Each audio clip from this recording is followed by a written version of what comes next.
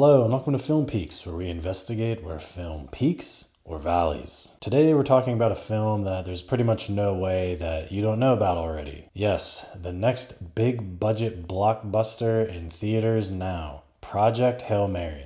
I'll keep this spoiler free, but I will add a riff section at the end where I show my score and give some thoughts. If you've seen any marketing for this film, which I'm sure you have already, you'll know that this is the next book-to-screen adaptation from author Andy Weir. If you know nothing about Andy, just know that he achieved what is probably most salaryman software engineer's dream, even after having worked for Blizzard on Warcraft 2.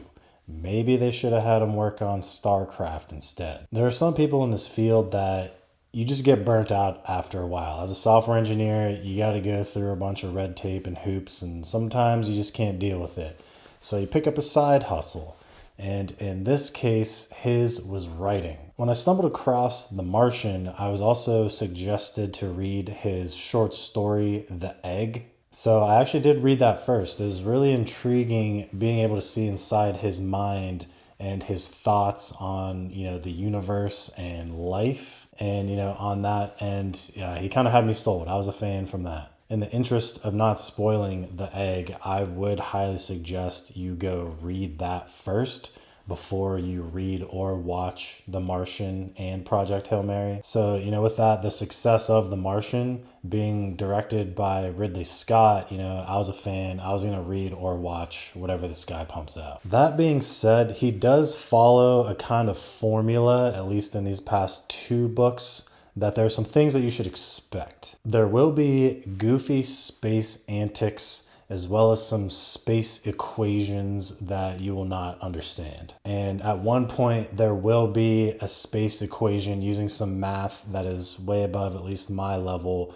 that somebody will figure out and be like, oh shit. And there will be a segment where the protagonist is going through kind of like a trial and error section where they're doing a bunch of experiments and figuring things out where you as the viewer or reader probably will feel kind of dumb. It is important to note here that while Ridley Scott is not the director this time around, we still do have Drew Goddard associated as a writer on this, who has been associated with some absolute bangers. We're talking Lost, Alias, the Spider-Verse movies, Cloverfield, and more.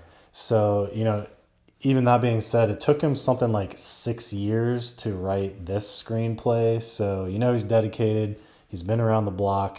I think we can trust him. We have the duo of Phil Lord and Christopher Miller here as directors this time around. This is their first live action film in probably over a decade or something.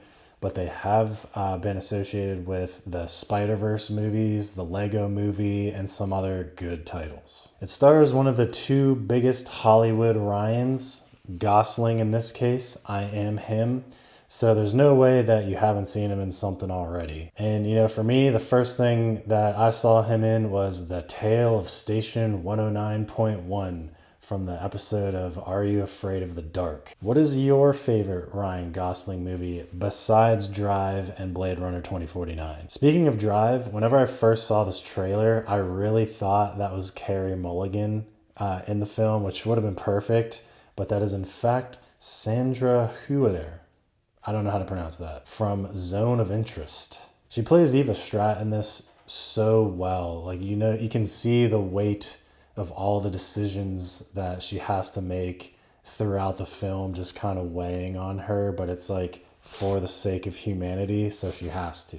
And it's fitting that the directors wrote for Lost in this case because we get to see Miles again, or Ken Lung. And Ryan Gosling's friendship with Lionel Boyce as Carl had me laughing at some points. And seeing AT&T's Milana Vayntrub get a role in this movie outside of commercials, it was cool to see. It's interesting to see her career evolve beyond AT&T. I know she's a comedian and all that stuff too, but it seems like she hasn't had that breakthrough role to have her recognized as that rather than the AT&T person. And of course, James Ortiz as Rocky in this film, He's probably one of the best companion characters that I've seen in a film in a while, actually. And I feel like I had the same sense of attachment to Rocky as I did with SDA from Claire Obscure. I too am Wu, but I am also we. And another thing to mention here, the sets were practical. Like, they did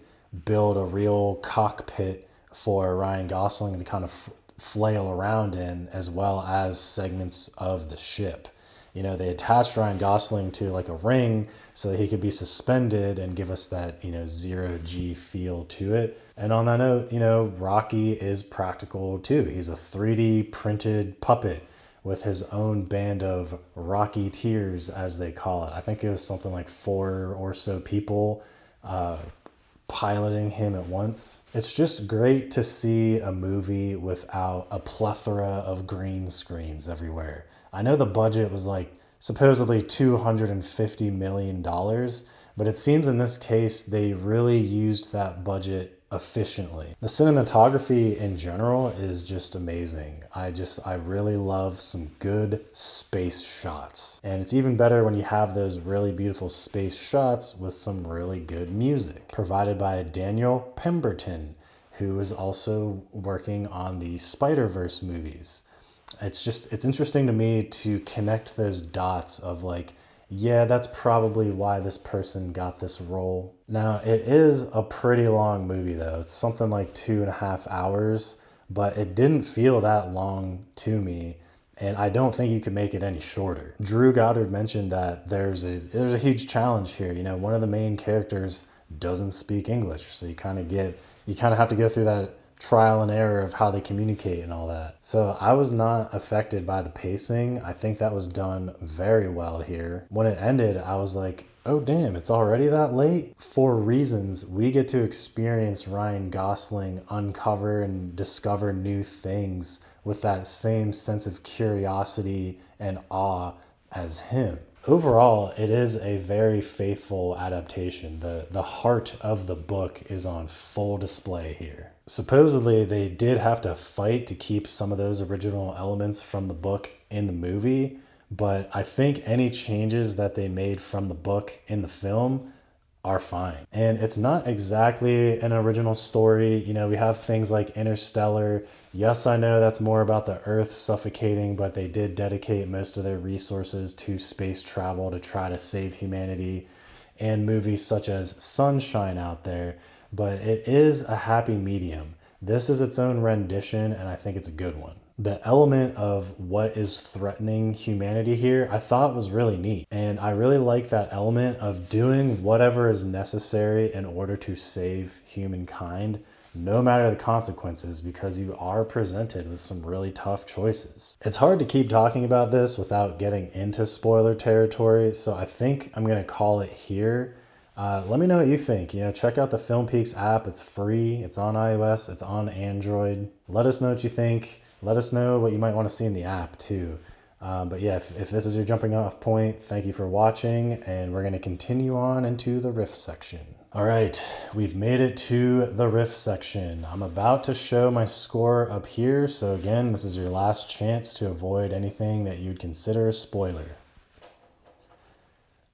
Okay. So this is my score. I thought the movie was pretty great. Is it the best space movie? I think that title still belongs to Interstellar, but this is the best one in a while. And when I say best space movie, I mean like this type of space movie. It's more grounded. I know there are aliens involved, but it's not to the level of something like Alien Romulus. And as mentioned, I think the pacing was done phenomenally well here. It was cool to experience things as new as we see Ryan Gosling uncover them, as well as he starts to remember who he is. One thing they did leave out of the book that I think would be pretty cool was the fact that they literally nuked the polar ice caps in order to accelerate global warming as the sun is dying. I don't think that would bide too well in today's political climate. But just having that weight of these desperate solutions in order to try to have humanity survive longer, I think goes a long way. Other than that, though, I think what was left out or changed from the book is totally fine. Most of it would have just been some time filler of sequences of Ryan Gosling figuring out certain problems, like how to attach the two spaceships together and things like that. So the movie was already pretty long. I don't think you really could have made it too much longer without increasing the budget by too much. So I'm okay with all that. And the ending was a little bit different, but again, I'm totally fine with the way that they changed it. The essence of it is still there. Would you want to return to Earth after this whole adventure? I kind of feel like he's basically Frodo sailing off after the end of his adventure. I don't think you can return to normal life after something like this. But the ambiguity does let you wonder. Anyways, what do you think? Is this your new favorite modern space movie? What is your favorite space movie? Leave a review on the Film Peaks app. It's free. It's on iOS. It's on Android. Let us know what you want to see on the app. It's just me making it, so I'm open to suggestions. Anyways, if you've made it this far, thank you so much for watching, and I'll see you at the top.